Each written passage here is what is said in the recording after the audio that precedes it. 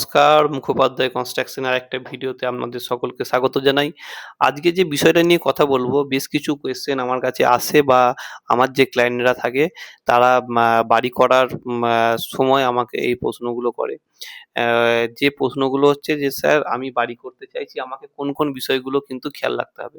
১ম এই বলি যে, বাড়ি করতে গেলে কিছু বিষয় অবশ্যই খেয়াল রাখতে হবে। নাম্বার 1 কাজের সম্পূর্ণ স্কোপ অর্থাৎ আপনি কোন, কোন কাজগুলো আ করতে চাইছেন। অর্থাৎ বাড়ি করতে গেলে শুধু তো বাড়ি করলেই হবে না, তার সঙ্গে হয়তো একটা বাউন্ডারি ওয়াল প্রয়োজন, একটা ড্রেন প্রয়োজন।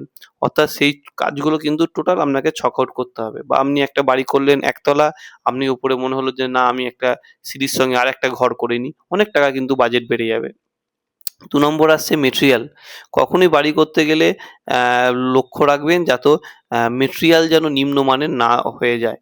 হ্যাঁ? এটা কিন্তু লক্ষ্য রাখতে হবে যে মেটেরিয়াল সবসময় একটা সঠিক কোয়ালিটির হতে হবে। অর্থাৎ যে টাকা আপনি ইনভেস্ট করছেন দেখা যাচ্ছে ৳২০,০০,০০০ ইনভেস্ট করলেন একদম কমা মেটেরিয়ালে, কিন্তু দেখা যাচ্ছে অত ভালো মেটেরিয়াল ব্যবহার করলে সেটা হয়তো ২২,০০,০০০ বা ২৫,০০,০০০ দিত। অর্থাৎ ২,০০,০০০ বা ৫,০০,০০০ এ কম্প্রোমাইজ কিন্তু করা চলবে না। তারপর হচ্ছে মেইন ব্যাপার হচ্ছে যে মাটি পরীক্ষা অর্থাৎ সয়েল টেস্ট না করে কিন্তু বাড়ি করবেন না। বিশেষ করে যারা বড় ২ তলা বা ৩ তলার অধিক বাড়ি করতে চাইছেন, অবশ্যই তারা সয়েল টেস্ট করবেন। সয়েল টেস্ট করে ফাউন্ডেশনটা ঠিক করে নেবেন, তারপর কিন্তু বাড়ি করবেন। তারপর আসছে কোনো ইঞ্জিনিয়ারের পরামর্শ বা কোনো স্ট্রাকচারাল ডিটেইলস ড্রয়িং ছাড়া কিন্তু বাড়ি করবেন না। আপনার মনে হলো আজকে মিস্ত্রি বলল এখানে এই রড দিয়ে বাড়ি করলেন, তারপর মনে হলো এরকম একটা রড দিয়ে বাড়ি করলেন বা এই সেকশন কংক্রিটের বাড়ি করলেন, তারপরে মনে হলো সেকশনটা কমিয়ে দেবেন। এইসব কিন্তু উল্টোপাল্টা কাজ করলে আপনার টাকাটা কিন্তু অপচয় হওয়ার সম্ভাবনাই কিন্তু বেশি রয়েছে। তারপর যেটা আসছে ৫ নম্বর পয়েন্ট কন্ট্রাক্টরের সঙ্গে কিন্তু বা মিস্ত্রির সঙ্গে লিখিত এগ্রিমেন্ট করবেন। এই নিয়ে কিন্তু আমি একটা ভিডিও বানিয়েছি, সেই ভিডিওটা পারলে দেখে নেবেন। ইলেকট্রিক এবং প্লাম্বিং এর কাজ কিন্তু আগে থেকে পরিকল্পনা করবেন। ইলেকট্রিক বা প্লাম্বিং এর কাজ আগে থেকে পরিকল্পনা না করলে কিন্তু সমস্যা হবে। যেখানে সেখানে আপনাকে ফাটিয়ে পাইপলাইন নিয়ে যেতে হবে, যেগুলো পরে খারাপ হয়ে গেলে আপনার টোটাল দেয়ালের উপর প্রভাব পড়তে পারে। তারপর হচ্ছে সব টাকা একসঙ্গে দিয়ে দেওয়া, এটা কিন্তু করবেন না। অর্থাৎ যে মিস্ত্রি বা যে কন্ট্রাক্টরকে কাজ করছেন একবারে আপনি দেখা গেল ৳৩০,০০,০০০ তার সঙ্গে এগ্রিমেন্ট হলো, ৳৩০,০০,০০০ তাকে পেমেন্ট করে দিলেন। এবার কিন্তু সে সেই টাকা নিয়ে কিন্তু চম্পট দেবে বা সঠিকভাবে কাজ কিন্তু নাও করতে পারে। তখন কিন্তু আপনার আর কিছু করা থাকবে না। তাই শিডিউল অনুযায়ী দেখবেন আমার লং ভিডিওতে এটা রয়েছে। শিডিউল অনুযায়ী পরপর তার কাজ অনুপাতে কিন্তু পেমেন্ট করবেন।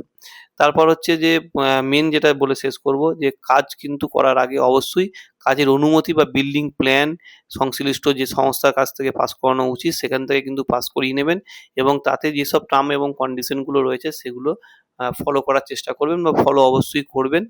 সেক্ষেত্রে আপনার কিন্তু ভবিষ্যতে কোনো সমস্যার সমাধান হবে। যেটা বলে শেষ করব, বাড়ি মানে কিন্তু একটা ইট, বালি, পাথর, সিমেন্ট দিয়ে তৈরি একটা স্ট্রাকচার নয়। বাড়ি মানে হচ্ছে আপনার স্বপ্ন।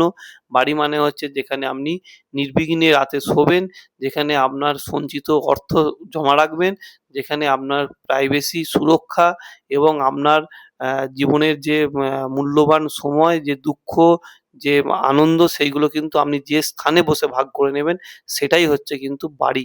হ্যাঁ? তাই বাড়ি বানানোর আগে একটু সচেতন হবেন। পারলে আমার ভিডিওগুলোকে একটু দেখে নেবেন।